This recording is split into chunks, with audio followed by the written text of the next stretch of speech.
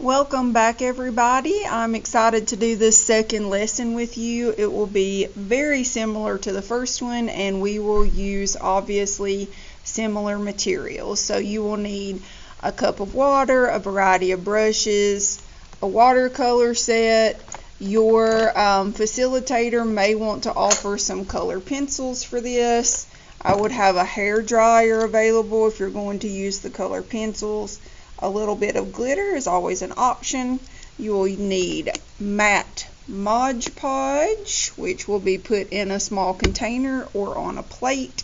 You will also want some biblical literature to pull from. You can have your own books. You can have some handouts. As stated in the other video, I purchased these in different places and sometimes they're given to me. And also you can have different magazines that you like if you want to incorporate any of that.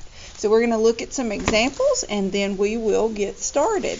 So here's one of the first ones that I did. Remember, every time that you do these, depending on whatever you have prayed about, I truly feel like that impacts the verse and the direction that you're supposed to go with the piece and what you're supposed to get out of that time that you have set aside to spend with God and in counsel with Him. So this one says to control your anger.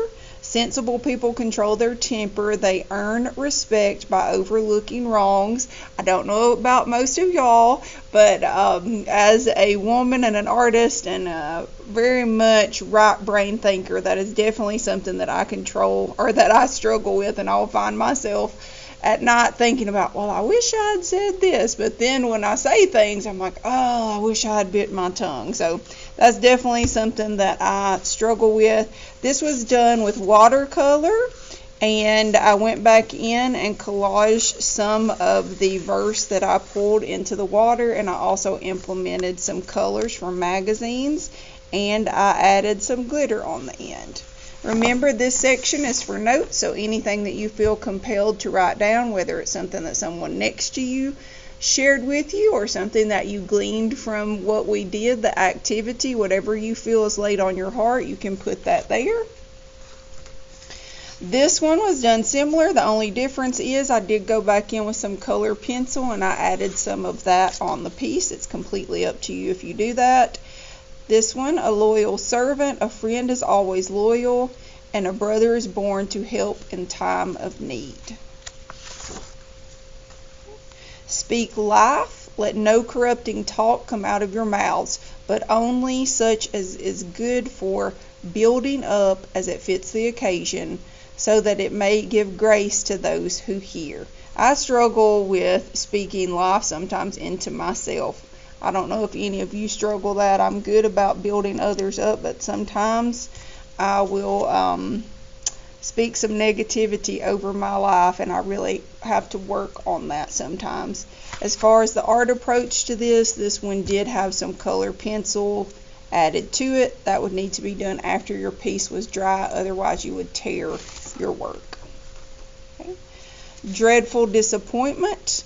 Let them thank the Lord for His steadfast love, for His wondrous works to the children of man. For He satisfies the longing soul, and the hungry soul He fills with good things. Sometimes it's okay to be disappointed. A lot of times we want something to happen in our life, but it's not God's will. I always try to pray for God's will over my life and my family. Any decisions that we make, because if we step into what His plan is, life's going to be a whole lot easier and a whole lot better, and those trees are going to bear a lot more fruit than if we step out just on what we want, and sometimes that's very difficult. Alright, so I did add some material in the water there, so you can be looking at these and deciding what direction you want to go. Some of you may not want to put any into the water. To me, that does represent His word flowing over and through us, so that is a symbolic choice for me to include it in the water. This was done just with watercolor and then a little bit of glitter, and so this will be the piece that we do today. So what we will do now is everyone should have some papers. You may have brought a little book of your own. You may have randomly chosen some papers that your facilitator laid out. So what you'll do now is say a little prayer, ask for God to provide something that He would like for you to focus on, something that you need to hear. Maybe it's something that a family member needs to hear. So you're going to say that prayer, and then you are going to go through whatever you have available there, and you're going to randomly select some things out of the book. So I'm going to pick just 2. You can do 2 or 3. And then what I want you to do is spend just a few minutes reading over those. You can highlight some things, use a pencil or a pen to circle some things that resonate with you. And then we will discuss which one I've selected and how we're going to go about implementing that into our project. So if everyone would go ahead and do that now.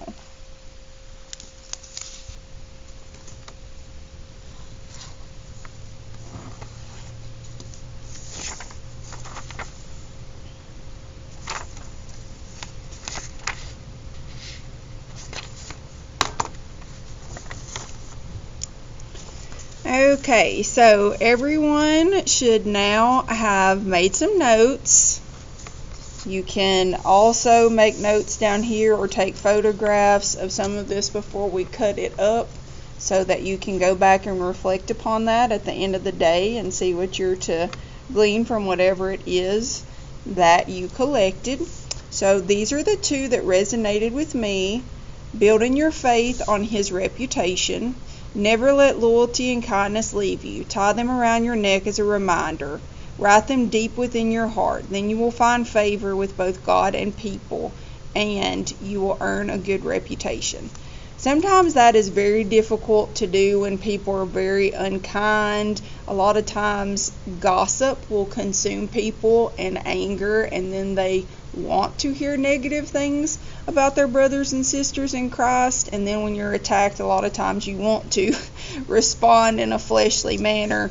I completely understand that, and sometimes I think we all fail and do respond in that way, but God does tell us that He wants us to be patient and kind with one another and to basically treat others as we would like to be treated and turn the other cheek, right? Very difficult to do, but if we respond in that manner, then we are responding in the way that He would like for us to.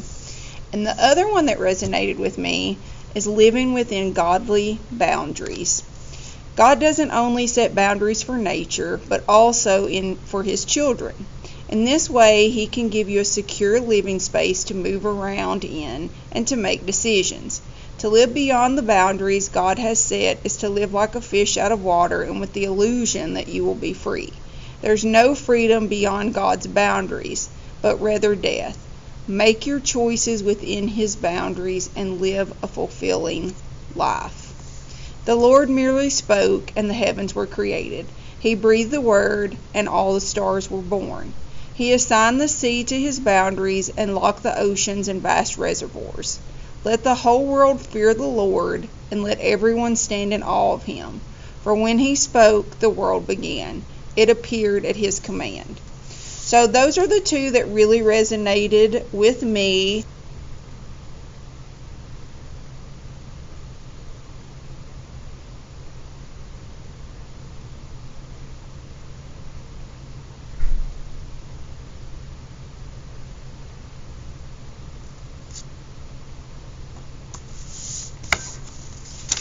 Alright, so what we are going to do is open our watercolor set, and you are going to take water and put just a little of that on each of your colors.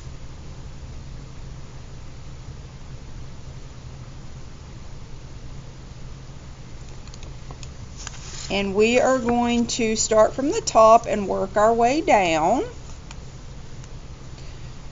Remember, you should have a variety of brushes to work with. Normally you have the bigger brushes for the big areas, the smaller brushes for the small areas. So I'm going to get one of the larger brushes because I'm going to be covering a great deal of real estate here. And I'm going to start out with the orange. And I'm just going to go back and forth and move that around. Remember, the more water you apply to your color, the less vibrant it will be. And the less water you apply, the more vibrant. Now, the paper that we're working on is really not a watercolor paper. It's a mixed medium paper so that we can do colored pencil and collage and all the different things on it. So if we were using watercolor paper, it would act a little differently. So in this, you see a little more texture, and it lays a little differently on the paper than it would if it were actually watercolor paper. So I'll clean my brush off and wet it, and I'm going to grab a little bit of the yellow, and while that's wet, I'm going to intermingle that in. So you want to do a wet on wet technique so that these blend a little bit together to make it a more seamless and soft look. This is what happens when you work out of a not so clean cup. So you see I've got few things mixing in there that I didn't want.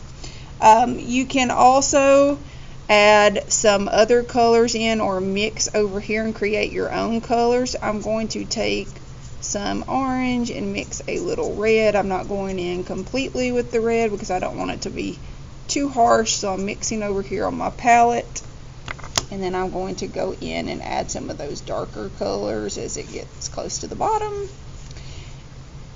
And I can also take some of these same colors and add some just kind of along the tops of the heels here. And then I'll add some of that same kind of coming around the water. So basically around the tops of all the black lines, really. And I can add a little bit more of those other colors. Remember, this is about the process, spending time in God's Word, and honoring Him by spending this time and doing something like this that may or may not be in your comfort zone. So it is not about aesthetics. It's about the process and the time that you're spending.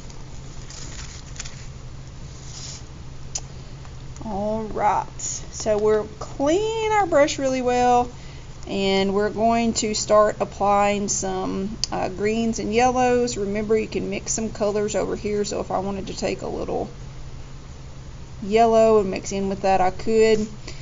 You should have some wet wipes or paper towels.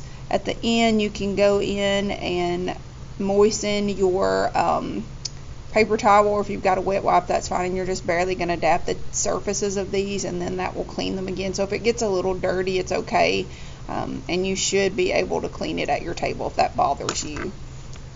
Alright, so I'm going to go in, and I'm not trying to cover completely what is there.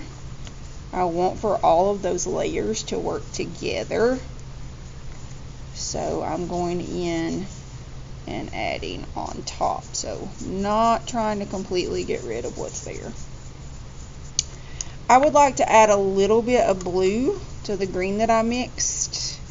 I want the closest green areas to be a little more vibrant. When things are closer to us, those colors are much more significant. You can see them. They're darker, they're more vibrant. So to create a bit of layering and atmospheric perspective, I want to have some darker values closest to me. It's okay to spill outside of the border. I personally like how that looks. And then I'm going to clean my brush off, and I'm going to add some blues in here to my water.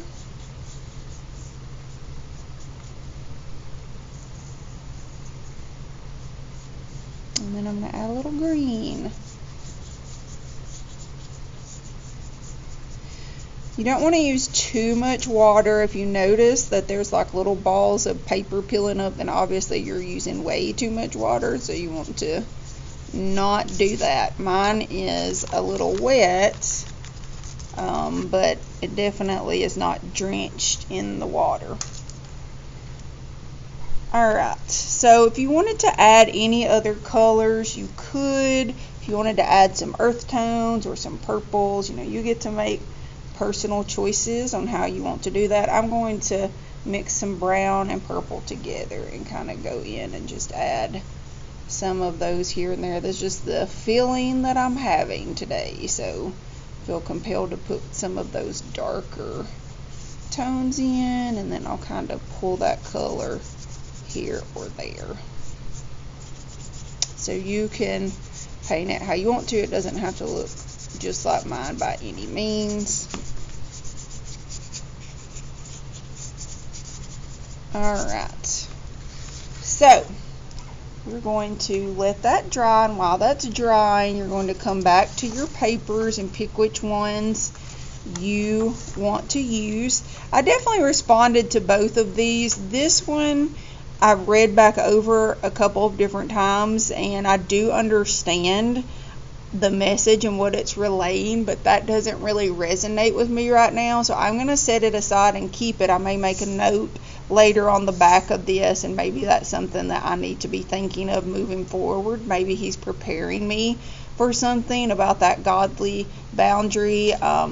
Maybe, the field that I'm in, surrounding myself with the right type of people that think in the same manner, or maybe I'm about to step into not a new career, but something I feel like is coming, obviously, but right now I'm not sure that that's relative to me today, so I'm going to set that aside. And sometimes that happens, sometimes something will be laid on our heart to prepare us for something, so in a week or a month or 2 months, maybe that will make more sense to me, or maybe that's meant for one of my friends, so I'll have to think on that a little bit more.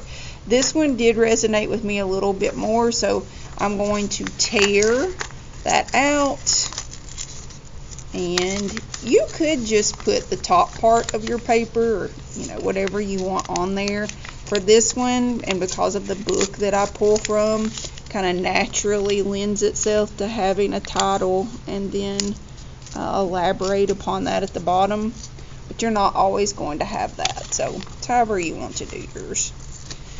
Alright, and I will tear that out. See how I want to place it. I really like the process of tearing because I like that analogy of being broken down and built back up.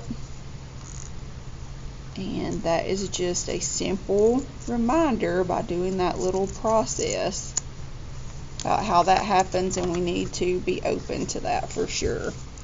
Alright, so I'll lay that out. I could go back in and tear that a little bit more if I wanted to.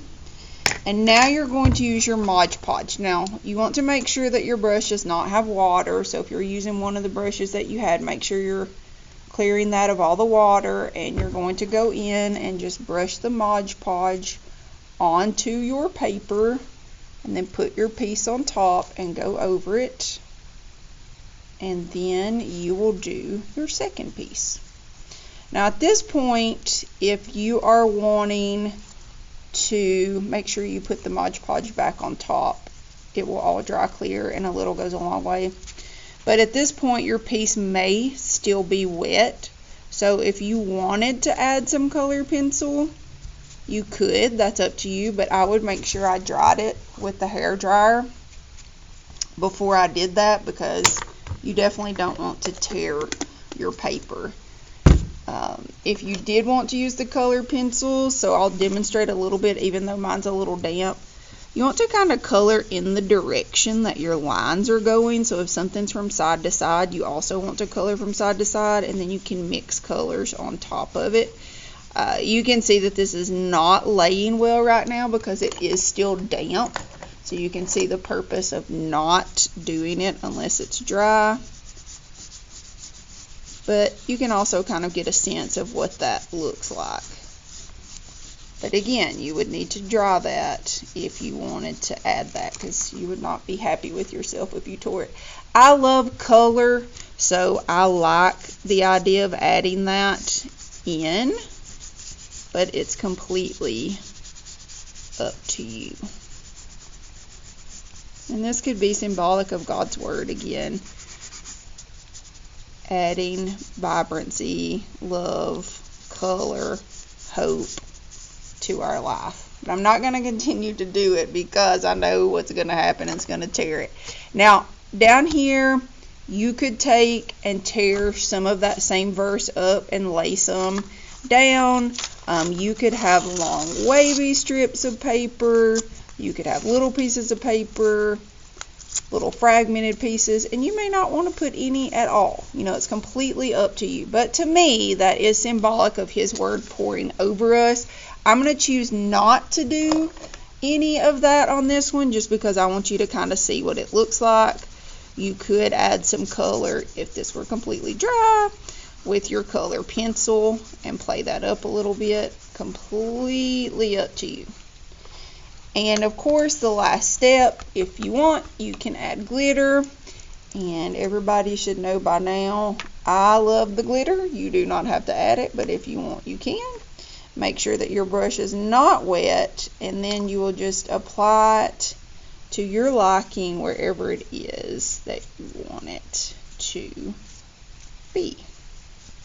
And so I'm going to add some in the sky on this one, and since I didn't do anything in the water, I'm going to add some in the water so you can see what that looks like. Alright, so that is my finished product. I hope that once all of you get finished that you walk around and look at everyone's work. I do encourage your facilitator to have everyone to get in groups and share whatever it is that you put in your piece and maybe talk about that.